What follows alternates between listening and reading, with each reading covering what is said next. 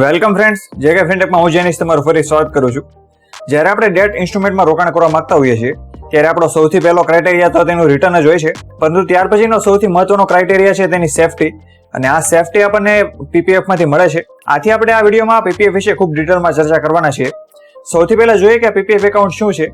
તો આ પીપીએફ નું ફૂલ ફોર્મ થાય છે પબ્લિક પ્રોવિડન્ટ ફંડ, જેની શરૂઆત ગવર્મેન્ટ દ્વારા 1968 થી કરી દેવામાં આવેલી હતી. જેનો મુખ્ય ઉદ્દેશ હતો કે પબ્લિકને જે લોંગ ટર્મ ઇન્વેસ્ટમેન્ટનો ઓપ્શન છે તે સમયે ખૂબ ઓછા ઓપ્શન હતા. આથી પબ્લિકને લોંગ ટર્મ ઇન્વેસ્ટમેન્ટ માટેનો એક ઓપ્શન પણ મળી રહે, અને તે પણ 100% સેફટી સાથે.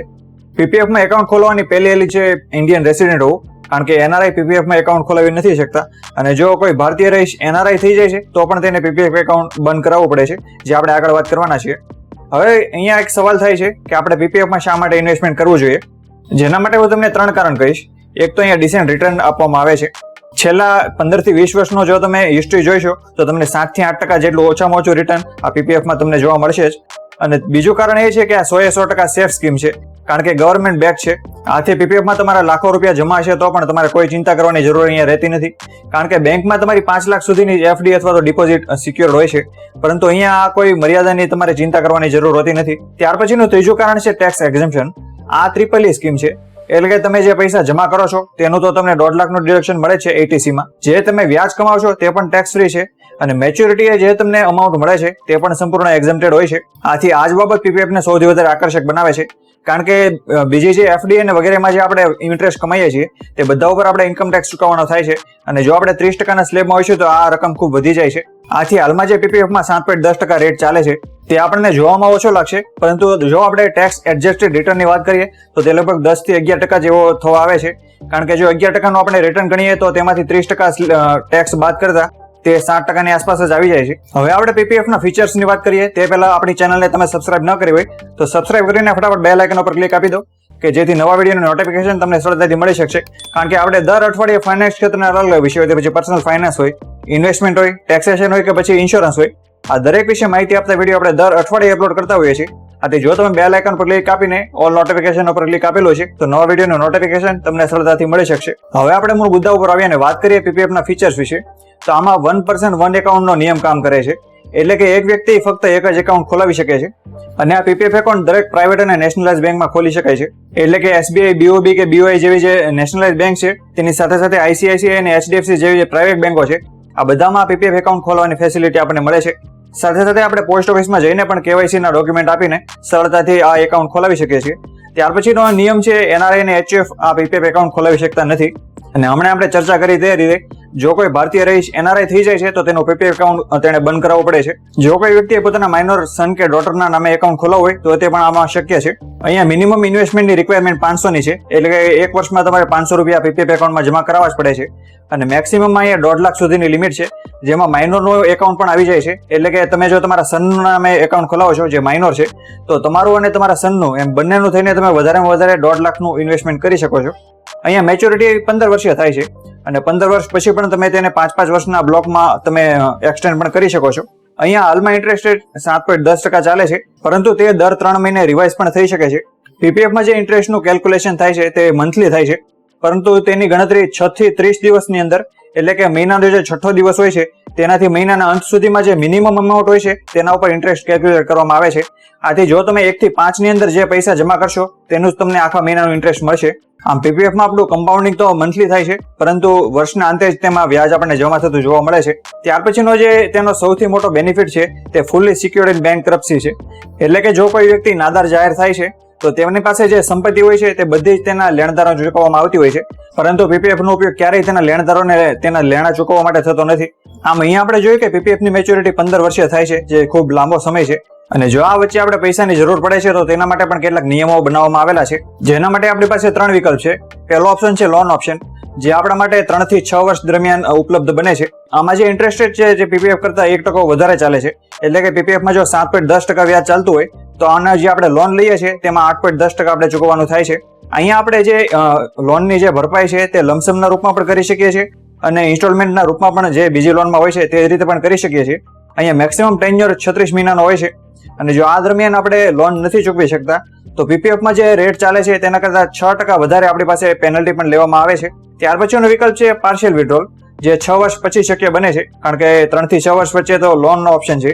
આથી આ સમયગાળા દરમિયાન તો આપણે વિડ્રોલ નથી કરી શકતા, પરંતુ જ્યારે આપણે 6 વર્ષનો સમયગાળો પૂરો થાય છે ત્યાર પછી આપણે વર્ષમાં એક વખત પાર્શિયલ વિડ્રોલ પણ કરી શકીએ છીએ. તે કેટલું કરી શકીએ છીએ તે આની પછી જે આપણે ટાઈમ ફ્રેમ જોવાના છીએ તેમાં વાત કરીશું. ત્યાર પછીનો ઓપ્શન છે પ્રીમેચ્યોર વિડ્રોલ, જે 6 વર્ષ પછી જ શક્ય બને છે અને તે પણ અમુક શરતોને આધીન, જેમ કે ક્રિટિકલ ઇલનેસ, જે પછી આપણને હોય કે પછી આપણા ડિપેન્ડન્ટને, અથવા તો હાયર એજ્યુકેશન જે આપણા ઉચ્ચ અભ્યાસ માટે હોય અથવા તો આપણા સંતાનોના ઉચ્ચ અભ્યાસ માટે, તો જ આપણે પ્રીમેચ્યોર વિડ્રોલ કરી શકીએ છીએ. અને જો કોઈ રેસિડેન્ટ ઇન્ડિયન NRI બની જાય છે તો પણ પ્રીમેચ્યોર મેન્ડેટરી બની જાય છે, જેની ચર્ચા હમણાં જ આપણે કરી.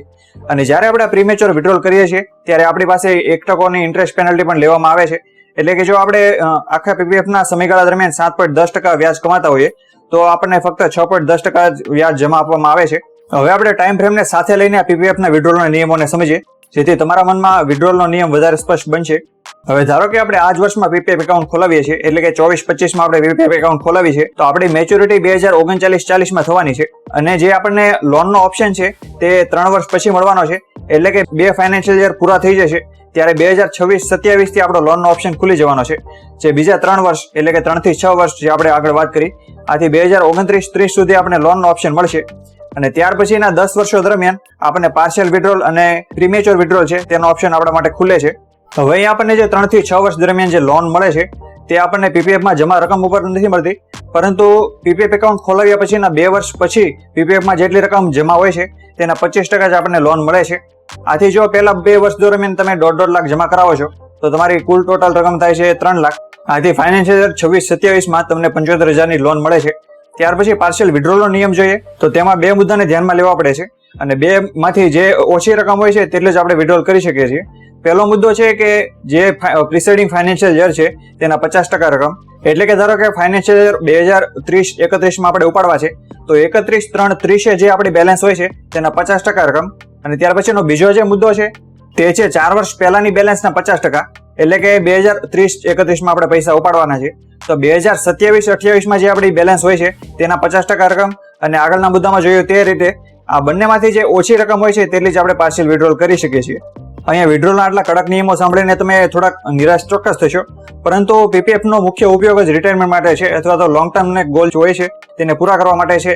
આથી વિડ્રોલના નિયમો જો કડક બનાવવામાં આવશે તો જ લોકો વિડ્રોલ નહીં કરે અને તેનો લોંગ ટર્મ ઇન્વેસ્ટમેન્ટ તરીકે ઉપયોગ કરી શકશે.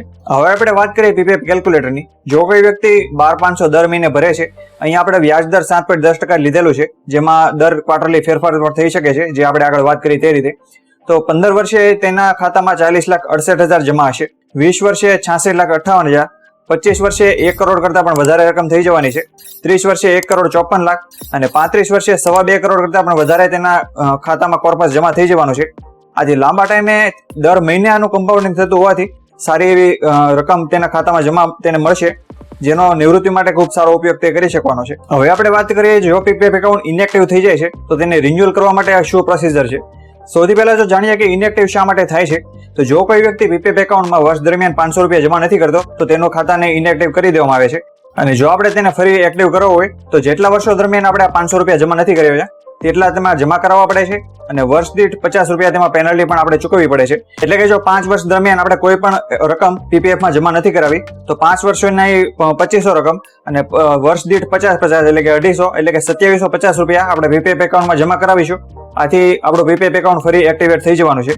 હવે આપણે PPFની લિમિટેશનની વાત કરીએ, કારણ કે દરેક ઇન્વેસ્ટમેન્ટ ઓપ્શનમાં ફાયદાની સાથે તેમાં મર્યાદા પણ હોય જ છે. આથી સૌથી મોટી લિમિટેશન છે લોઅર લિક્વિડિટી, એટલે કે 15 વર્ષ દરમિયાન વિડ્રોલના ખૂબ ઓછા ચાન્સ છે. આથી આનો ઉપયોગ હંમેશા આપણે લોંગ ટર્મ માટે જ કરી શકવાના છીએ.